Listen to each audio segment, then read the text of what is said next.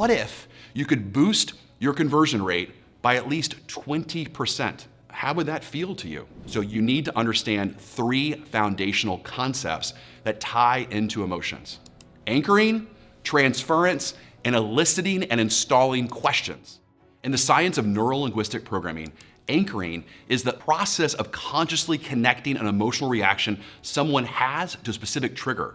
The triggers can be auditory. So, for instance, your dad always said, "That's my boy," when he was proud of you. And you hear another dad say the same thing to his son, and even though the phrase wasn't from your dad or to you, it still triggers emotions of pride in you. See, anchors can also come from smells. Imagine right now smelling the cologne or perfume that you wore in high school. What is that smell connected to for you? Does it trigger excitement of getting ready for a date? Nervousness of getting ready for school? See, anchors can be connected to all of our senses and can induce powerful emotions seemingly from nowhere. So in this course, you're going to learn how to anchor what you are selling for someone and have that you're selling have the same meaning as a previous emotional purchase. Your prospect is always going to have fear and anxiety working in their brain before purchasing from you. And your goal as a sales warrior is to relieve that anxiety. There's always fear around purchasing. Is it too expensive? Is this the right option? Will my company appreciate this? Will people actually use this? Will it solve my problem? See, that fear network comes from the 2 different parts of your brain: a cognitive brain and an emotional brain. The frontal lobe, where all of our sensations and thoughts come together as one unified experience, is the cognitive brain. The amygdala, which is responsible for our fear response, is part of the emotional brain. So according to research, we only feel this buying anxiety when signals from the emotional brain overpower the cognitive brain. So what does this mean for you? It means knowing how to tap into those parts of your prospect's brain, both cognitively and emotionally, to give them certainty to move forward with you.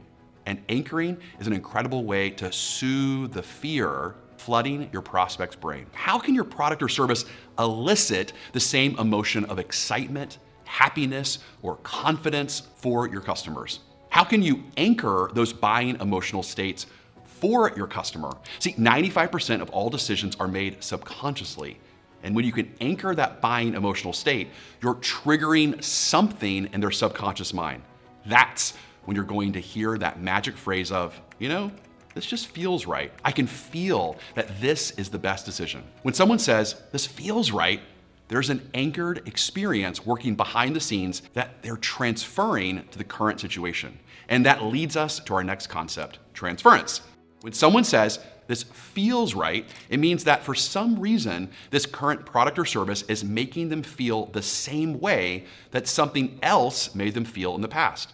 It's their subconscious mind banging on their brain saying, we've been through this before. Yes, you know that you had a good experience last time. Here's another example of transference. When I was a kid, I would come home from school and I saw that no one was home, and my absolute favorite thing to do was swim in the pool. That experience to me meant freedom, and it made me feel happy. As an adult, I still love to swim every single day because it reminds me of those emotions. But it also means that I enjoy completely different experiences if they elicit those emotions. So when I go out paintballing with my son, it's a completely different situation than swimming in my pool as a kid. It's intense, and some may even say stressful.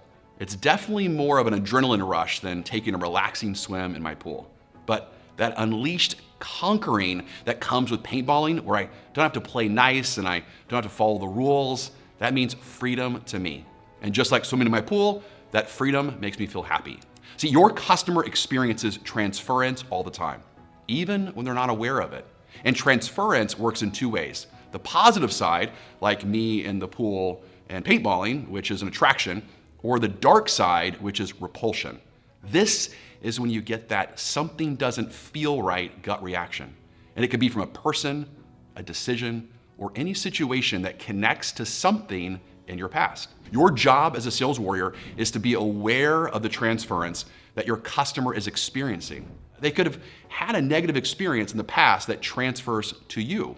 And they might be assuming that all salespeople are unethical, and naturally feel repulsed by assuming you're just the same. This is when language comes into play, our third concept in this lesson, eliciting and installing questions. Every question we ever ask either elicits a response from the prospect or installs what we subconsciously want the prospect to think. The key is to be conscious of the kinds of questions we ask and to be mindful when we ask each kind. So let me show you how this works with your prospects. When you ask a customer, "How can I help you?" your intention is that you're there to help them, right? You're installing that you're there for the customer. However, you have to be careful with this because when you say, "How can I help you?" if your customer has had transference with other salespeople by being asked this question and they end up not helping them, now we have a new belief system that salespeople aren't helpful. This question might cause a negative transference. It would unintentionally trigger a negative anchor that they have, which means before you even start your sales process, you're on the defense. The most successful salespeople are master communicators and are intentional about when they install and when they elicit their desired outcome.